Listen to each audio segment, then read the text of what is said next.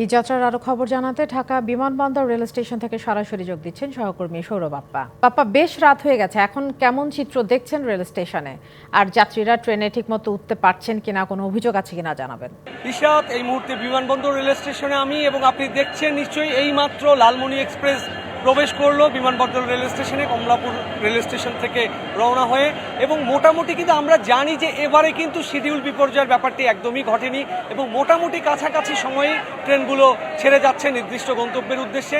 এবং টিকিট নিয়ে যেটা বলছেন, এখন তো অনলাইনে একটা বড় টিকিট কাটার সুযোগ থাকে মানুষের, যার ফলে অনেকেই আমরা যাত্রীদের সাথে যখন কথা বলেছি তারা আসলে অনলাইনেই আগেই টিকিট কেটে ফেলেছেন। এবং যারা আসলে টিকিট পাননি বা সিট পাননি তারা স্ট্যান্ডিং টিকিটের মাধ্যমেও কিন্তু যাচ্ছেন, যার ফলে একটা বিরাট অংশের মানুষ কিন্তু অনেকটা ঝামেলাতেও পড়ছেন। আপনারা নিশ্চয়ই দেখতে পাচ্ছেন ট্রেনের ছাদে করে কিন্তু অনেক মানুষ যাচ্ছে এবং প্রতিটা ট্রেনের ছাদে দেখেছি আমরা, প্রতিটা ট্রেনের ছাদ ভর্তি লোক। এবং যদিও গ্রীষ্মকাল, কিন্তু বৃষ্টির মৌসুম এটা চলছে, বৃষ্টি আসলে আসলে তাদের কি হবে বা ঝড় তুফান কিছু হলে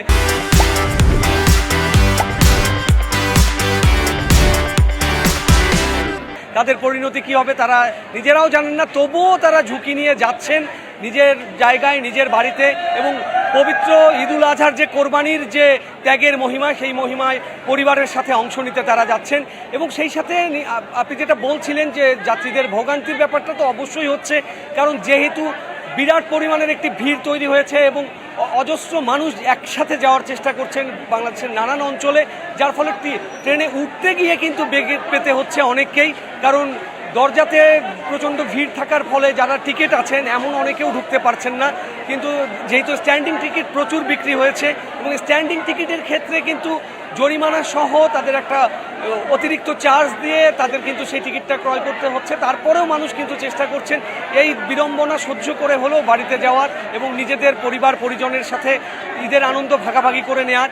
এবং আমরা স্টেশন মাস্টারের সাথে কথা বলেছি এই রেলওয়ে স্টেশনের, এবং তিনি কিন্তু আমাদের জানিয়েছেন মোটামুটি আমরা গত 2-1 বছর আগে থেকেও যে দেখেছি শিডিউল বিপর্যয়ের বিষয়গুলো, এবার কিন্তু তা নেই।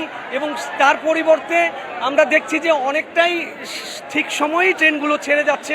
যেমন লালমনি এক্সপ্রেস আজকে আধা ঘন্টার মতো, 30 থেকে 35 মিনিটের মতো বিলম্ব হয়েছে। অন্য কিছু কিছু ট্রেনও 10 থেকে 15 মিনিট বিলম্ব হচ্ছে হয়তো কোনো কোনো ট্রেন, কিন্তু বেশিরভাগ ট্রেনই সঠিক সময়ে এবং শিডিউল মেনেই চলে যাচ্ছে। কিন্তু এই যে ভিড়, প্রচণ্ড ভিড়ের মধ্যে মানুষের যে ওঠার ব্যাপারটা কিন্তু অনেক ক্ষেত্রে ঝুঁকিপূর্ণ হয়ে যাচ্ছে। এবং তারপরেও মানুষ নিজের পরিবার পরিজনের সাথে ঈদের আনন্দ ভাগাভাগি করার জন্য এই ঝুঁকি নিয়েই রওনা হচ্ছেন এবং তারা একসাথে পরিবারের স্বজনদের সাথে ঈদের প্রস্তুতি নিচ্ছেন। এই মুহূর্তে ইশরাত, এই ছিল বিমানবন্দর রেল স্টেশন থেকে সর্বশেষ সংবাদ। ধন্যবাদ সৌরভ আপ্পা।